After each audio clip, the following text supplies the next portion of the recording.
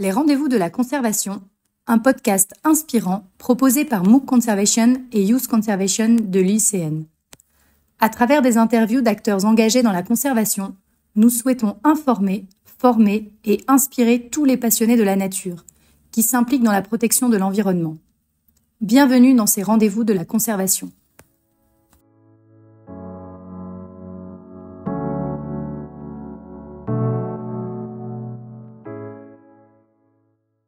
Bonjour Yacouba, je suis ravie de vous recevoir aujourd'hui pour un nouvel épisode de notre podcast Les rendez-vous de la conservation. Yacouba Sebego, vous êtes originaire du Burkina Faso, formateur en entrepreneuriat social et vous êtes bénévole chez Burkina Djigui, une ONG que le Papaco connaît bien parce que ça fait maintenant à peu près 2 ans qu'on vous suit et Burkina Djigui œuvre dans la protection de l'environnement. Yacouba, vous êtes actuellement en charge des relations extérieures au sein de cette ONG dont vous allez tout de suite nous parler plus en détail. Et d'ailleurs, j'avais une première question pour vous, c'est est-ce que vous pouvez nous présenter la mission de Burkina Djigui et les valeurs qui guident votre action au quotidien? D'accord, merci.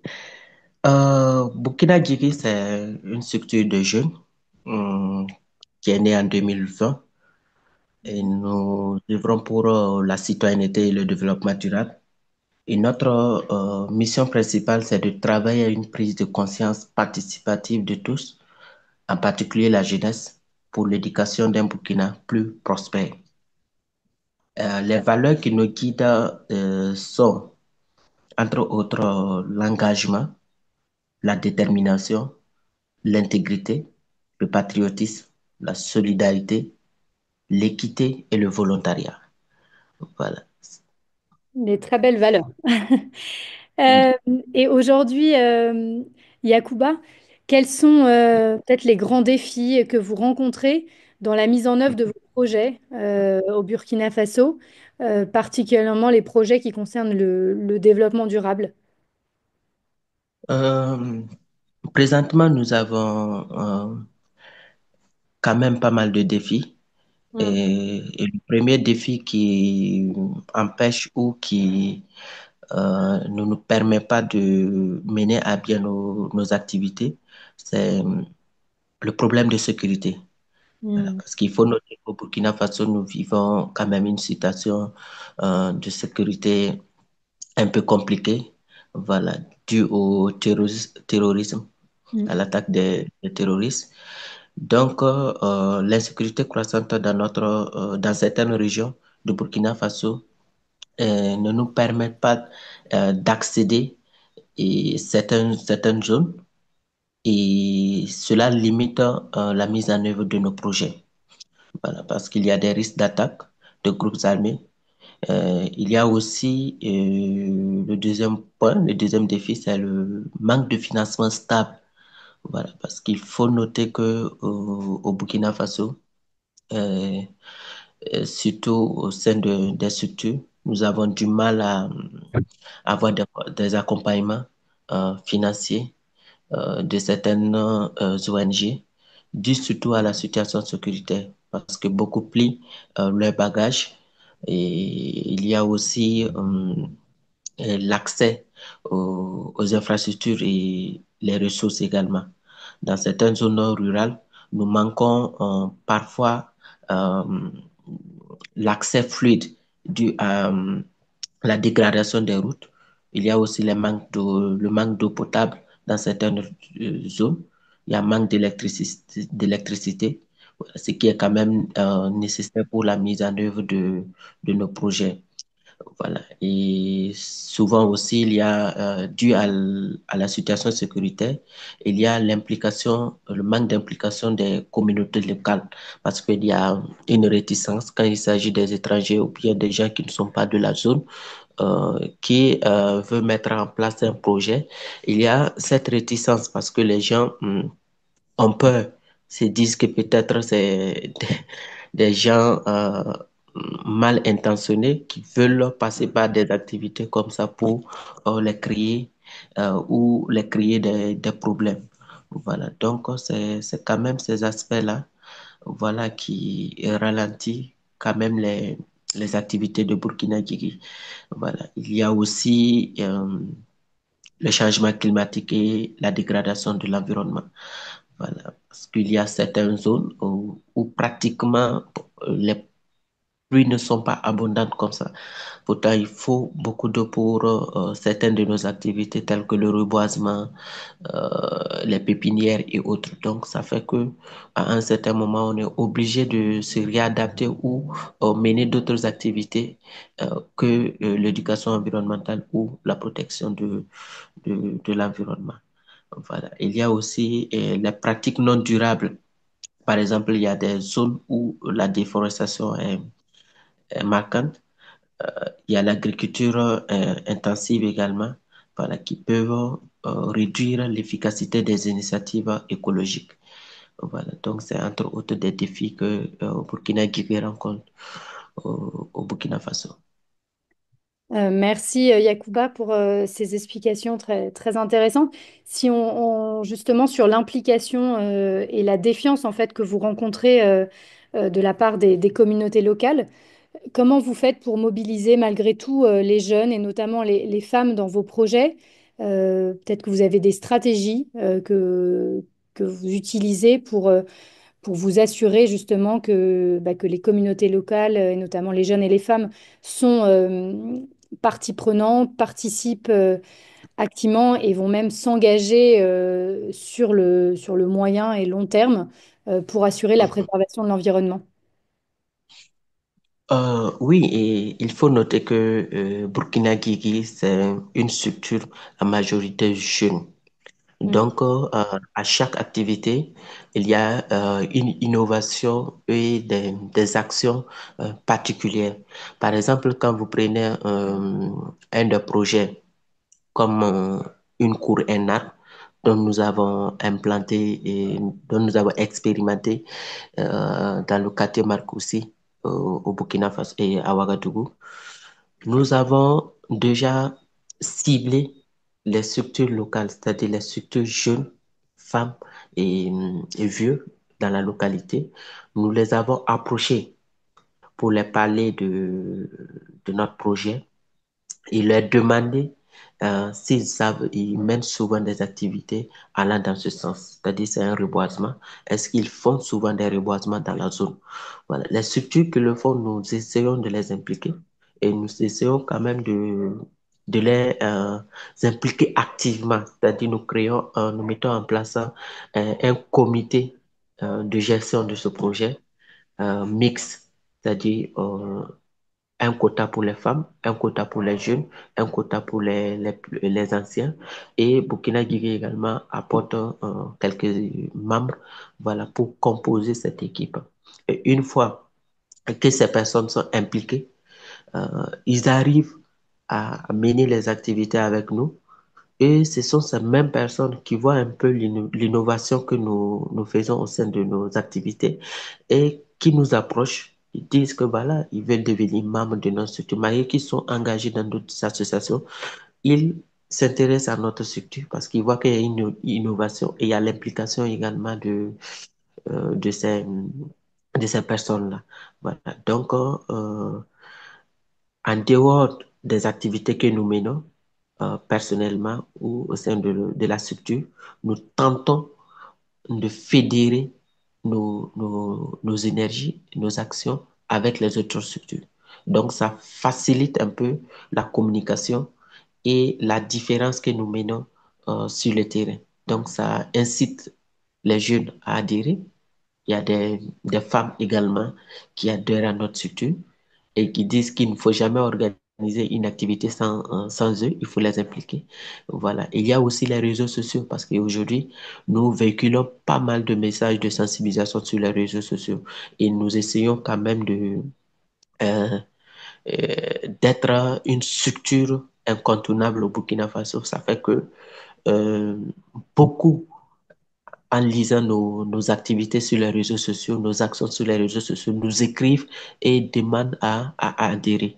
Voilà. La troisième des choses également, c'est que nous lançons des campagnes d'adhésion, c'est-à-dire appel à adhésion, voilà, pour permettre aux jeunes à tous ceux qui sont intéressés pour la citoyenneté et le développement durable à s'engager voilà, auprès de notre structure pour apprendre et partager également leur expérience. Donc, c'est entre autres notre stratégie de mobilisation. Et voilà. Et la dernière des choses, et qui est quand même capitale, c'est le sérieux dans tout ce que vous menez comme action. Voilà. Parce que toute activité, qu'elle soit une petite activité ou une grande activité, nous menons l'activité avec un grand sérieux Mm. et beaucoup, beaucoup, beaucoup d'énergie. On met beaucoup d'énergie, beaucoup d'engagement, beaucoup de sérieux dans tout ce que nous faisons. Donc souvent, c'est ça également qui attire les jeunes à adhérer. Voilà. Merci. Merci, merci Yacouba, c'est très clair. J'espère que parmi nos auditeurs, il y aura aussi des jeunes qui entendront le message et qui voudront vous rejoindre. Oui. J'ai une question toujours sur l'ONG avant qu'on rentre plus spécifiquement sur la question de l'éducation environnementale. On imagine que Burkina Djigui n'agit pas seul. Est-ce que vous avez des partenaires qui vous accompagnent dans la réalisation de vos projets? Oui, il faut dire que Burkina Guigui, dans toutes ses actions, dans tous ses projets, a toujours travaillé avec des partenaires, que ce soit des partenaires locaux, que ce soit des structures sœurs. Nous travaillons toujours en consortium parce que nous voulons vraiment impliquer les gens, fédérer les organisations afin que l'impact soit encore plus visible. Voilà. Par exemple, nous prenons un partenaire clé euh, dans l'éducation environnementale qui est Youth Conservation, que nous remercions au passage parce que grâce à Youth Conservation, nous avons des modules de formation. Nous avons également des sensibilisations, des modules de sensibilisation que nous utilisons dans les écoles, voilà, pour véhiculer notre message de sensibilisation et d'éducation.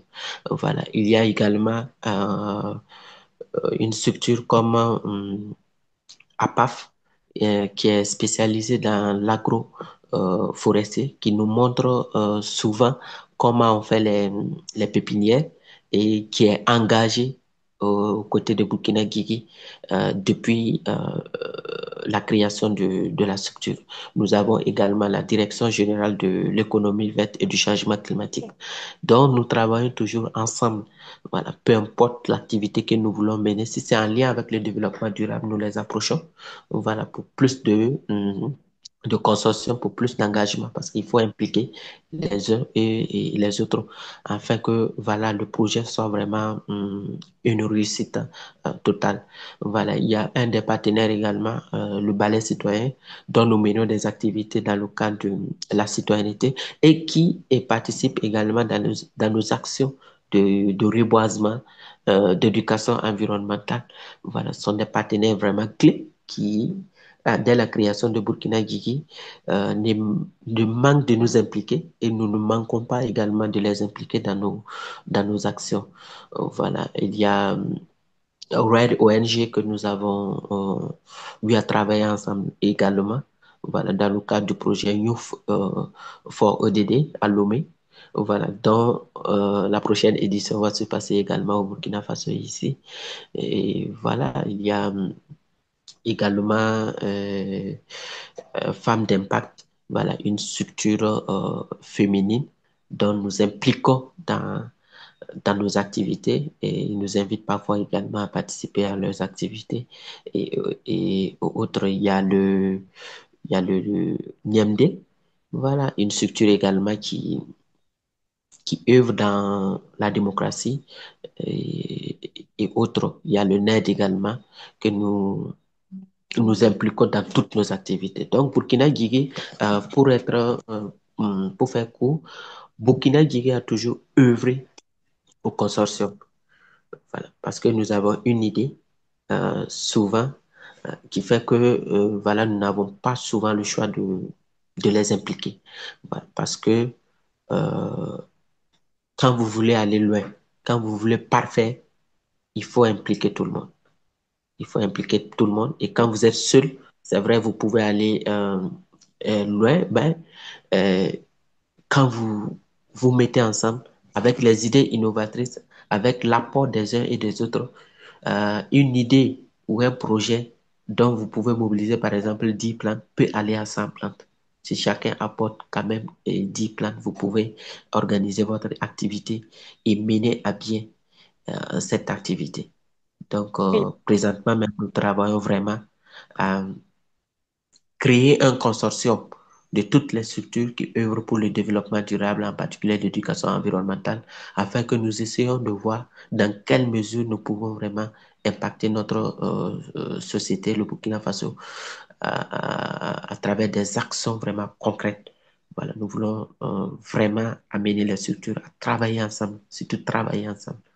Voilà. Donc, Burkina Faso, il y a pas mal de partenaires dont on ne peut pas tout vraiment citer. Voilà, mais les partenaires clés, c'est Youth Conservation, c'est APAF, c'est le Balai citoyen, c'est la Direction générale de l'éducation et la Direction générale de l'économie verte et du changement climatique. Il y a le ministère de l'Environnement également, et voilà, entre autres. Voilà, merci. Merci, ouais, merci beaucoup Yacouba. Justement, c'est une bonne transition, je voudrais qu'on parle un peu plus d'éducation environnementale. Est-ce que vous avez des succès ou des histoires inspirantes à partager aujourd'hui à nos auditeurs? On aime bien dans les rendez-vous de la conservation parler d'impact, parler de ce qui marche. Voilà, vous avez mené beaucoup de choses depuis 5 ans, donc on ne peut pas malheureusement rentrer dans le détail de tous les projets. Mais si vous deviez en choisir un, particulièrement sur le sujet de l'éducation environnementale, quel serait-il? Euh, Moi, je dirais plutôt le projet de l'éducation environnementale dans les écoles primaires. Moi, c'est l'un des projets vraiment qui m'a plus façonné parce qu'on ne voyait pas l'impact au début parce qu'on se disait que c'était des enfants. Ils n'allaient pas trop assimiler les questions de protection de l'environnement et, et de restauration et de sauvegarde et autres. On se disait que voilà, si les grandes personnes n'arrivent vraiment pas à protéger l'environnement, est-ce que les plus jeunes vont y arriver? Mais là, depuis notre collaboration avec New Conservation, les modules que nous dispensons dans les écoles, on voit l'impact positif est, est réel. Figurez-vous qu'il y a il y a des élèves, des enfants de moins de 10 ans qui aujourd'hui ont du mal à jeter les sachets plastiques quand ils finissent de manger. Ils ont du mal à jeter leurs sachets plastiques. Il y a des enfants aujourd'hui euh, qui prennent quand même la plante comme leur meilleur ami, qui l'arrosent le matin. À midi, quand ils reviennent, ils l'arrosent, ils l'entretiennent comme vraiment leur animal de compagnie, comme on le dit, le chien, quoi. Voilà. Il y a des élèves aujourd'hui qui arrivent à organiser des journées de reboisement. Quand nous sommes repartis dans une des écoles où nous avons fait la formation sur l'éducation environnementale, une des maîtresses nous disait que les enfants, à un certain moment, ils organisaient des journées de salubrité. Et les enfants ont dit que non, nous, on a fini avec ça. Nous, on ramasse et on jette plus les sachets au hasard. Voilà, on les range dans les poubelles et on fait les tri également. Ce que nous voulons présentement, c'est un jardin botanique. Nous voulons un jardin où on va planter les arbres et puis voilà qu'on va responsabiliser tout un chacun, comme les tontons sont passés nous dire l'autre fois. Vous voyez un peu donc la question de l'éducation environnementale dans les écoles primaires, c'est l'un des projets qui m'a plus façonné et qui tient euh, beaucoup à Burkina Faso parce que Burkina Faso, présentement, nous menons que ces genres d'activités. Voilà, comme c'est un projet qui vise à conscientiser les enfants, à les faire changer de comportement et à adopter des comportements de protection, de sauvegarde et de restauration. Euh, pour nous, bien vrai que nous ne sommes pas encore arrivés à atteindre toutes les écoles, mais là où nous sommes passés, les résultats sont visibles. Voilà. Et c'est Et c'est satisfaisant. Vraiment J'imagine très, que, très, ouais, très, très, très satisfait. ouais, très satisfaisant. Et c'est vrai que c'est pour ça aussi que chez Youth Conservation et au Papaco, on se bat vraiment pour que cette éducation environnementale ait lieu dès les tout petits, même un enfant de 3 ans, avec ce qui peut, voilà, ce qui peut, avec sa compréhension, son niveau de maturité. Mais voilà, il n'y a pas d'âge pour commencer, en fait. Les enfants, c'est des éponges et si on commence tôt, et ben, on sait qu'on fera changer aussi les mentalités, que les comportements évolueront. Donc voilà, je pense que c'est tout à fait... vous en êtes la preuve en fait et vos projets sur le terrain montrent qu'il y a vraiment un impact visible quand on commence très tôt, quoi, à l'école primaire. Et je sais que l'éducation environnementale continue à être dans vos priorités. Quels sont peut-être des projets que vous voudriez partager ce matin auprès de nos auditeurs, les projets à venir pour 2025? Quels sont-ils? Pour 2025, il faut noter déjà qu'il y a l'éducation environnementale, qui est l'un des projets phares vraiment que nous voulons intensifier dans presque toutes les zones. Bien vrai que nous avons des zones que nous ne pouvons pas accéder, mais cette année, nous mettons vraiment l'accent sur l'éducation environnementale.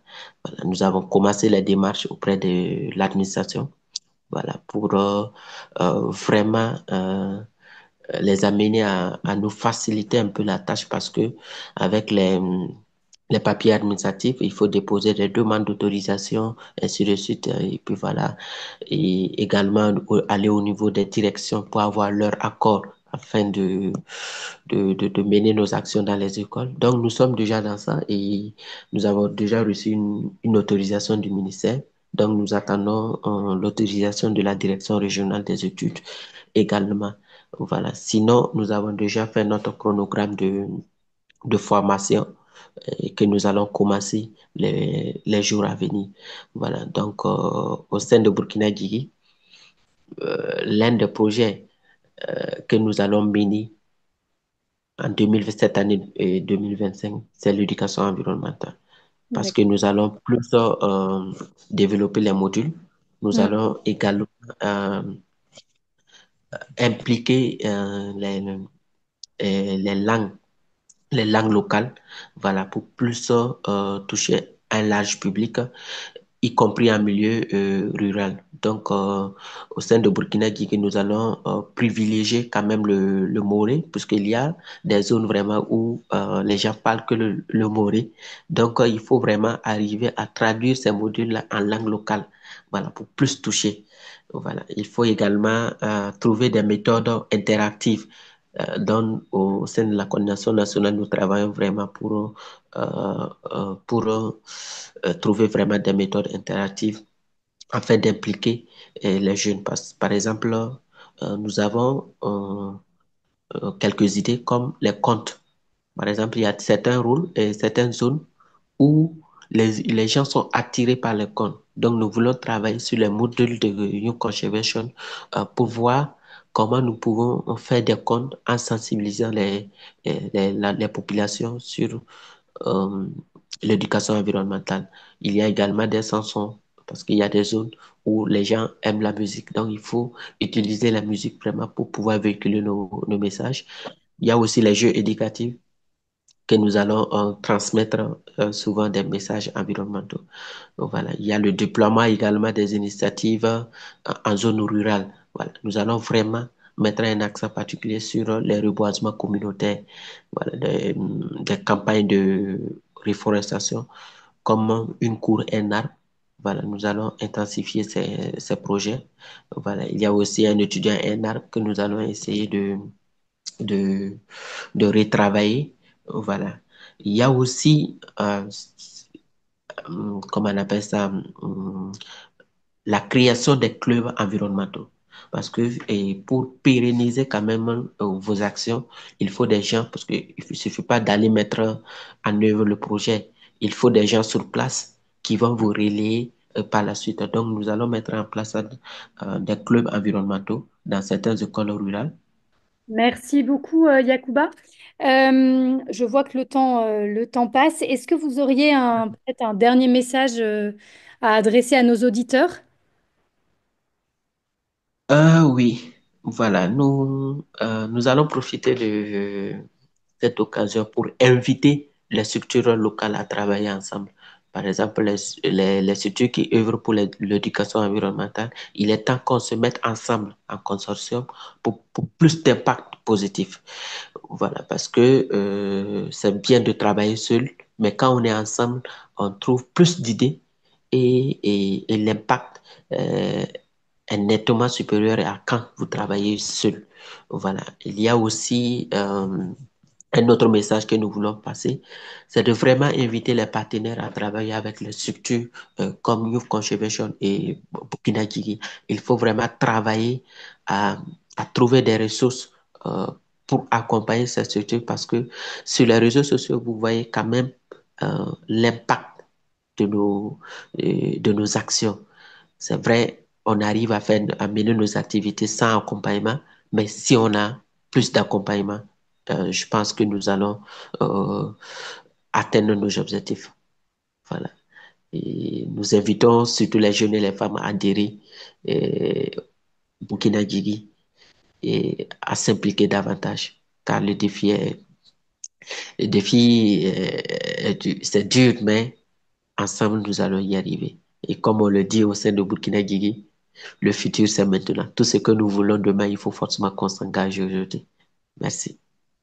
Maintenant, c'est moi qui vous remercie, Yacouba. J'espère que votre message sera entendu. En tout cas, on vous remercie chez Youth Conservation et au Papaco pour votre confiance depuis le début. On est ravis de pouvoir vous accompagner, vous soutenir dans vos actions et permettre aussi qu'il y ait plus d'impact. Donc, on vous souhaite une bonne continuation pour 2025 et les années à venir. Et puis, je vous dis à très bientôt. Merci, Yacouba. Merci beaucoup. Merci. À très bientôt. Merci. Nous arrivons à la fin de notre épisode. Merci pour votre écoute et à très bientôt pour d'autres témoignages inspirants d'acteurs engagés dans la conservation de la nature.